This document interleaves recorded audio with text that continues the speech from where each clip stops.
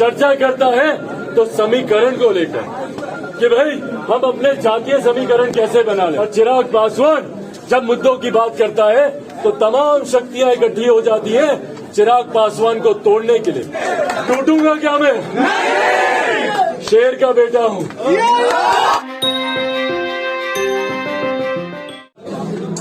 आज यहाँ पर आप लोगों के बीच ना चिराग पासवान सांसद के तौर पर आया है, ना चिराग पासवान किसी राजनीतिक दल के राष्ट्रीय अध्यक्ष के तौर पर आया है। मैं सिर्फ एक बिहारी होने के नाते अपने बिहारी युवा साथियों से मिलने आया हूँ। मैं दूसरे प्रदेशों में रहा हूँ, इसीलिए मैं जानता हूँ कि भैया हम लोगों के साथ किस तरीके की समस्या आती है। कोई बिहारी युवा नहीं चाहता कि हम लोग अपने गांव को, अपने घर को, अपने माता पिता को छोड़कर दूसरे प्रदेश जाएं।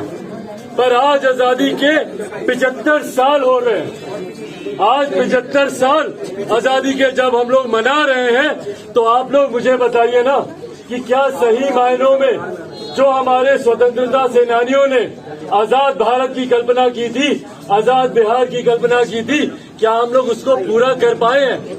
आजादी का मतलब सिर्फ गुलामी से आजादी नहीं था, बेरोजगारी से भी आजादी था, भ्रष्टाचार से भी आजादी था, गरीबी से भी आजादी था।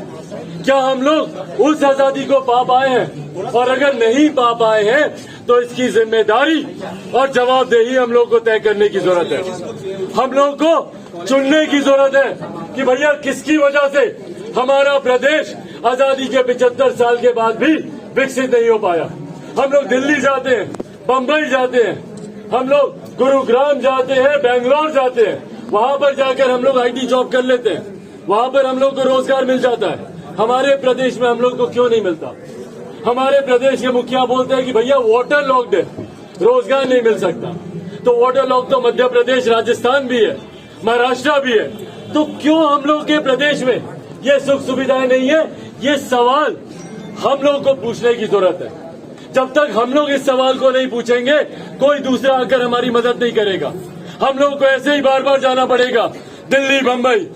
भाई भारत एक साथ आजाद हुआ कि नहीं? तमाम प्रदेश एक साथ आजाद हुए, तो फिर क्यों बिहार इतना पिछड़ा रह गया? ये सवाल अगर हम नहीं पूछेंगे तो कौन पूछेगा यार? पूछिए उनसे कि भैया क्यों? क्या आप लोगों ने कभी सुना किसी ने कि कोई दिल्ली का लड़का बिहार आता हो शिक्षा के लिए? बम्बई का लड़का बिहार आता है रोजगार के लिए? तो क्यों सिर्फ हम बिहारी दूसरे प्रदेश जाते हैं भैया?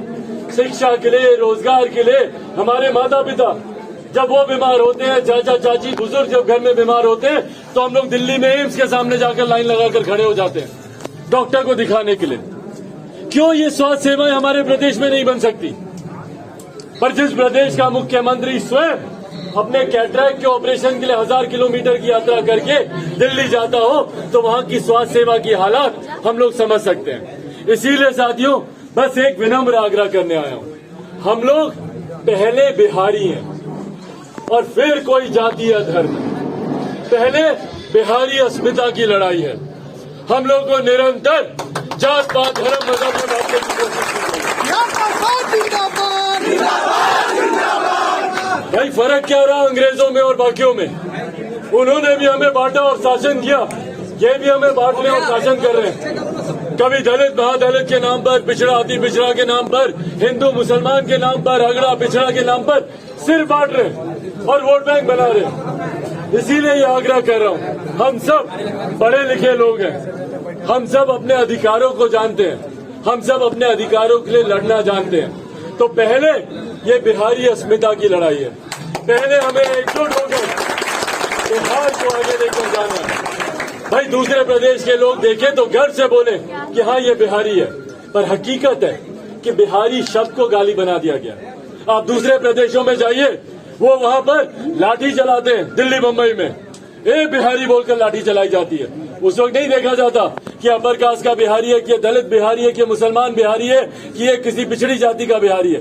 सिर्फ बिहारी बोलकर उसको लाठी चलाई जाती है। किसने बनाया बिहारी शब्द को गाली?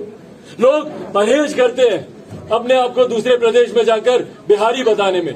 कितने ऐसे मेरे युवा साथी हैं जो दिल्ली में पढ़ते हैं, बोलते हैं भैया हम लोग बताए नहीं है कॉलेज में कि हम बिहारी हैं। क्यों? किसने बिहारी शब्द को इतना बदनाम किया? भाई कोई पंजाब के व्यक्ति को दिक्कत नहीं है बोलने में कि मैं पंजाबी हूँ। महाराष्ट्र वाले गर्व से बोलते हैं कि हम मराठी हैं, बंगाल वाले बोलते हैं हम बंगाली हैं। इसीलिए मैंने खुद अपने तमाम सोशल मीडिया प्लेटफॉर्म पे अपने नाम के आगे युवा बिहारी मैंने जोड़ा है, जो अस्मिता की है, बिहार के खोए हुए गौरव की है।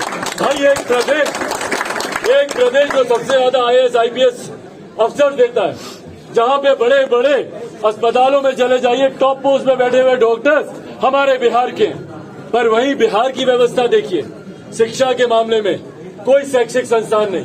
कोटा जाते हमारे बच्चे पढ़ाई करने के लिए, और कोटा की भी बात सुनिए, कोटा में पढ़ने वाला बिहारी, पढ़ाने वाला बिहारी, अधिकांश शैक्षिक संस्थानों के मालिक वहाँ पे बिहारी, पर व्यवस्था राजस्थानी। भैया क्यों ये व्यवस्था हमारे प्रदेश में हमें नहीं मिल सकती? क्यों पटना को हम लोग एजुकेशनल हब नहीं बना सकते?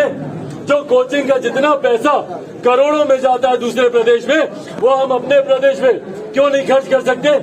वही IT जॉब्स की बात है, तो जब दिल्ली, गुरुग्राम, बेंगलोर में IT सेक्टर्स खुल सकते हैं, तो पटना IT हब क्यों नहीं बन सकता? आखिरी बार इन्वेस्टर समिट कब हुआ था मेरे प्रदेश में? हम में से किसी को पता भी नहीं होगा।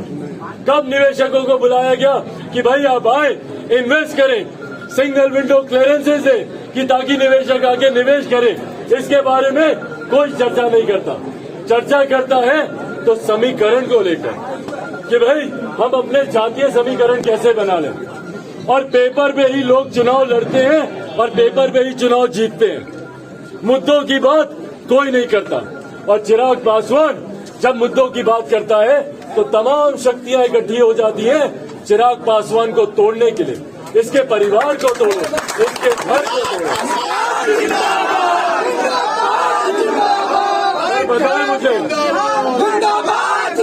बताएं मुझे कि जिसके पास ये ताकत हो, क्या उसे कोई तोड़ सकता है? क्या टूटूंगा क्या मैं? शेर का बेटा हूँ, शेर का बेटा हूँ। मेरी अंतिम सांस, मेरे शरीर के अंतिम खून का कतरा से बिहारी गौरव, बिहारी सम्मान के लिए लड़ता रहेगा।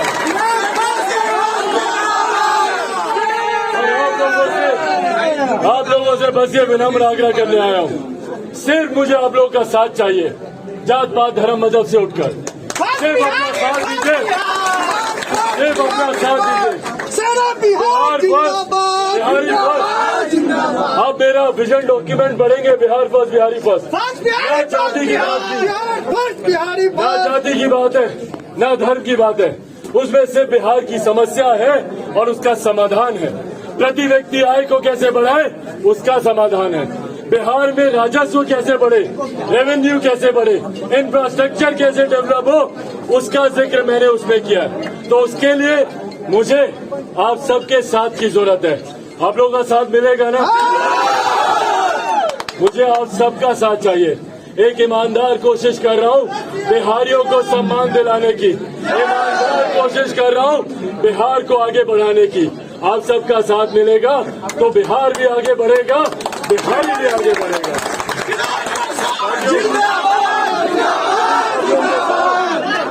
इन्हीं शब्दों के साथ आज स्वतंत्रता दिवस पर आप सबको जहां मैं शुभकामनाएं देता हूं, आग्रह करूंगा कि अपनी यादों में जरूर उन स्वतंत्रता सेनानियों को याद करें, शहादत देने वाले उन वीर जवानों को याद करें और उनके परिवार वालों को याद करें जिन्होंने अपने परिवार के सदस्यों को देश की शहादत के लिए कुर्बान करने का काम किया।